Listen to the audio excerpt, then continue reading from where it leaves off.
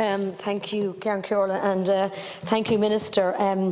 Minister, will you provide data on the number of early learning and care and school-aged children providers that have closed down in each of the past 5 years and to date 2022?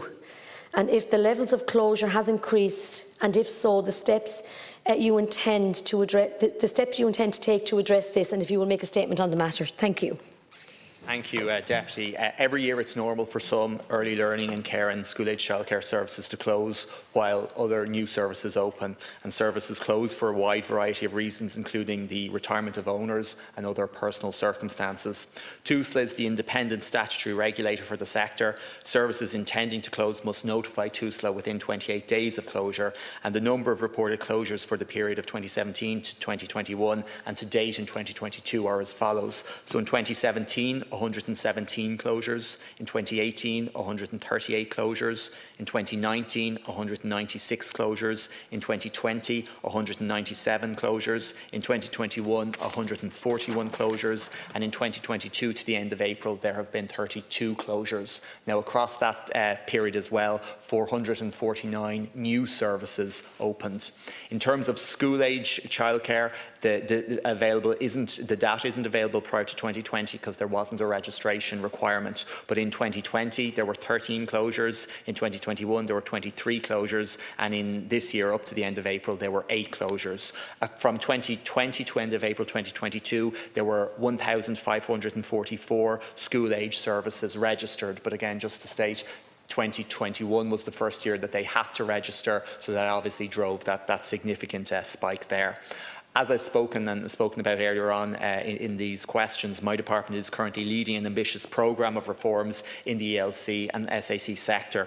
This reform agenda is underpinned by a significant increase in investment, with an additional 78 million I secured in budget 2022 for this year, and again bringing investment this year in the sector to a record 716 million.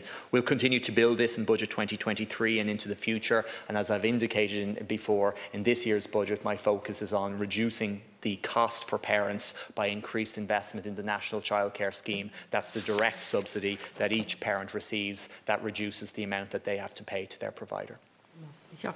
Okay, thank you, Minister. And I am pleased to see that your priorities ensure improved quality and affordability and sustainability of early learning and care and school childcare services. And I do know the announcement of the crucial and much needed support to help parents with cost of early learning and childcare, both immediately and also as part of a longer process of transformation of the sector.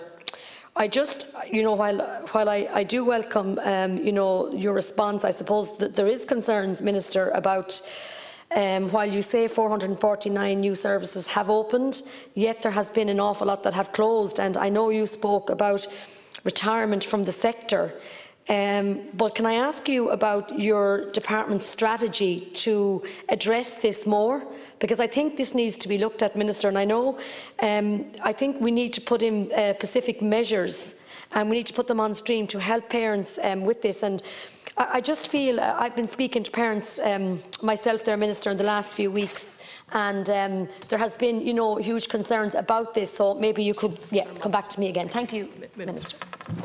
Thanks, Deputy. You're absolutely right to put the focus on that issue, and I suppose I'd set out 3 major areas. First of all, core funding itself will be really important in terms of particularly maybe services that are more expensive, and I'd give the example of baby rooms that cater for children under the age of 12 months, where the ratio by its nature has to be higher.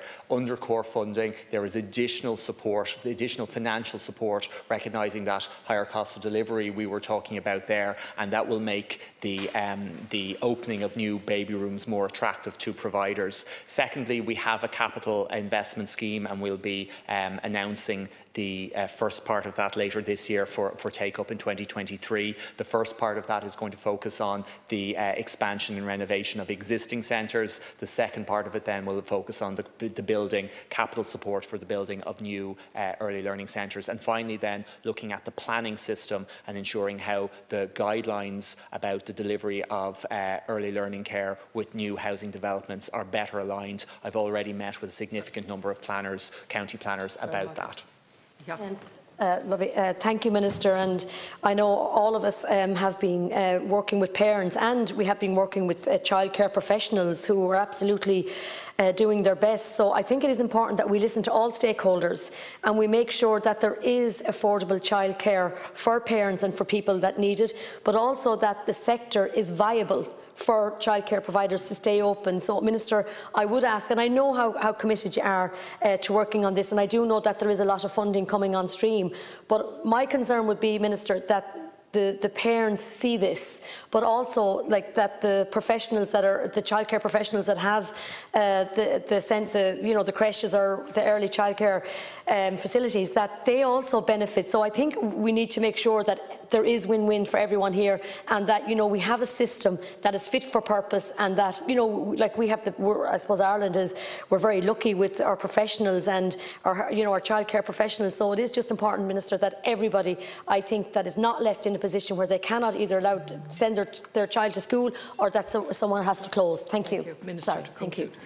Thanks very much. Well, look, you're absolutely right in terms of the need to listen and engage, and I do, and I've met with organisations. We have an early years forum where all sectors are engaged, and they have a very close relationship with officials in my department. And we would have worked very closely during the COVID crisis. We were meeting almost on a daily basis at some point then during COVID, which allowed supported the sector to do such a magnificent job, particularly during the worst parts of the crisis. But in terms of that need to reform, we've brought forward the expert group on the funding model report, and we're implementing it now in terms of core funding. We've brought forward the review of the working model and supporting the workforce planning, nurturing skills, and we're implementing that. And I attended a very positive event 2 weeks ago for the creation of a new professional body for early years educators. So a lot is happening in the sector, and it's happening with the government working in conjunction with providers, with the employer representatives,